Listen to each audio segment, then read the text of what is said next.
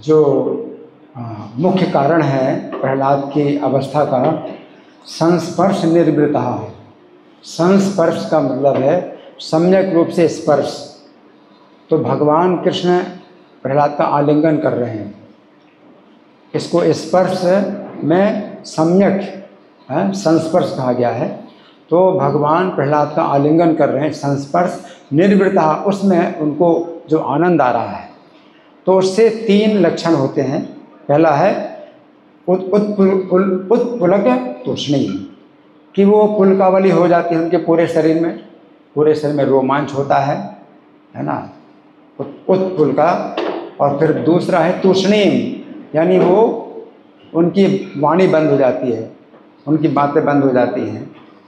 और तीसरा क्या है, स्पंद प्रणयानंद सलिला मी लिखे क्षण, कि उनकी आँखों से जो है निरंतर जो है आनंद के या प्रेम के अश्रु जो बहते हैं, तो उस प्रकार से और आँखों से अब भगवान का दर्शन नहीं कर पा रहे हैं। स्पर्श हो रहा है उनका, भगवान का स्पर्श हो रहा है, लेकिन आँखों से दर्शन नहीं हो पा रहा, क्योंकि प्रेम के आंसू निरंतर बह रहे हैं। तो दर्शन कैसे होगा भगवान का, ये स्पर्श हो रहा है। तो एक कार्य हो रहा है और उसके 3 लक्षण हो रहे हैं। पहला है उत्पुलक, जो मतलब उनका शरीर पुलकायमान है। दूसरा तूष्णीम, यानी वो बिल्कुल उनकी आवाज़ बंद हो जाती है।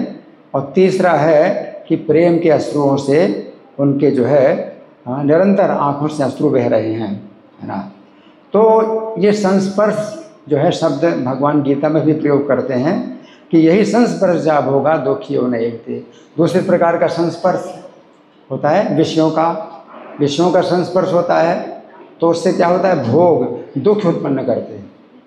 तो एक प्रकार का ये भी संस्पर्श है जो कि दुख उत्पन्न करते हैं, दुखियों न एवते हैं। तो इसमें बुद्धिमान लोग नहीं रमते हैं। या 18वें अध्याय में भगवान रजोगुणी सुख का बताते हैं, वर्णन करते हैं, विषय इंद्रिय संयोगात। तो ये जो है यज्ञ अग्रे अमृतोपमम, तो प्रारंभ में अमृत की तरह लगता है विषयों के संस्पर्श में, और परिणाम में विष की तरह लगता है।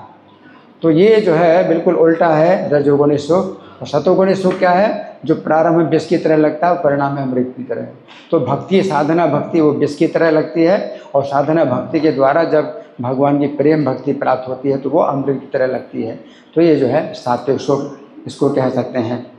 तो ये जो है अश्रु, जो आनंद के अश्रु हैं, यहाँ पर है आनंद सलिल, आनंद के अश्रु हैं। तो प्रहलाद के आंसू जो आनंद के हैं, आनंद के आंसू शीतल होते हैं, और शोक के आंसू जो है गर्म होते हैं। तो जैसे रामानुजाचार्य जब यादव प्रकाश अपने गुरु के शरीर की मालिश कर रहे थे, और उनका जो है वो ऊपर खड़े थे, यादव प्रकाश बैठे थे, और यादव प्रकाश ने जब व्याख्या की कि कप्ति आसम अक्षणी, कि भगवान के जो आँखें हैं वो बंदर के पिछवाड़े के समान लाल। तो रंग तो सही, आँखों का रंग तो वही है जो बंदर का पिछवाड़ा, लेकिन तुलना बहुत गलत, बहुत अशुद्ध। तो उससे शोक के आंसू, रामानुजाचार्य की आंखों से बड़े शोक के आंसू निकले कि भगवान की जो है मतलब जो सौंदर्य है इतना गलत जो है तुलना दे दी है। तो वो गर्म आंसू जब यादव प्रकाश के शरीर में गिरे तो गरम गरम लगा आंसू। अरे तुमको कुछ शोक हो रहा है, किस बात का शोक हो रहा है? तो भगवान की जो है सौंदर्य के वर्णन में इतना गलत तुलना दे दी, तो गर्म के आंसू हैं। तो इस तरह से ये जो है सात्विक सुख ये है जिसमें कि अमृत है, भगवान के संस्पर्श से जो है जो उनको आनंद प्राप्त होता है ना। तो जो शिक्षाष्टकम का 6वां श्लोक है, पूरा इस श्लोक पर लागू हो रहा है। पूरा नयनम गलदश्रुधारया। तो इसमें क्या है कि नाम ग्रहण एक कार्य है, इससे 3 लक्षण होते हैं। नाम ग्रहण से ये तीनों कार्य होते हैं। यहाँ पर संस्पर्श निर्भरता, भगवान ने प्रहलाद को ग्रहण किया है, आलिंगन किया हुआ है। और यहाँ पर चैतन्य महाप्रभु हम नाम ग्रहण करते हैं।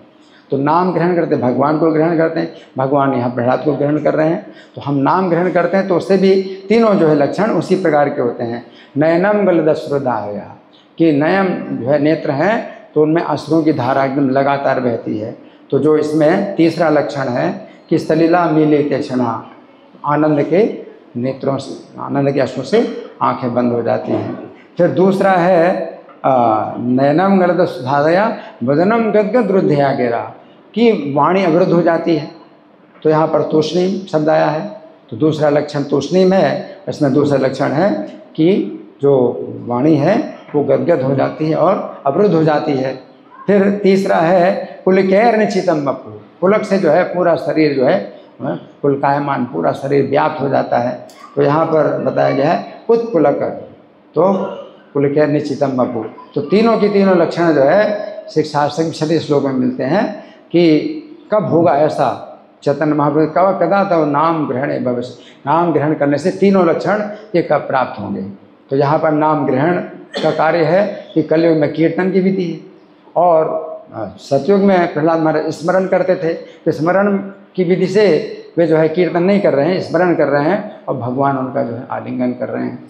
तो तीनों की तीनों जो है जो लक्षण है ये 6 श्लोक जो शिक्षा संघ के उसमें प्राप्त होते हैं।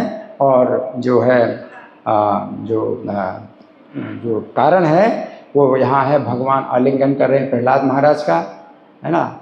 और यहाँ पर कारण क्या है कि हम नाम लें, अगर भगवान का शुद्ध नाम लें तो इस प्रकार से हमारे लक्षण प्राप्त होंगे। हरे कृष्ण। भागवतम की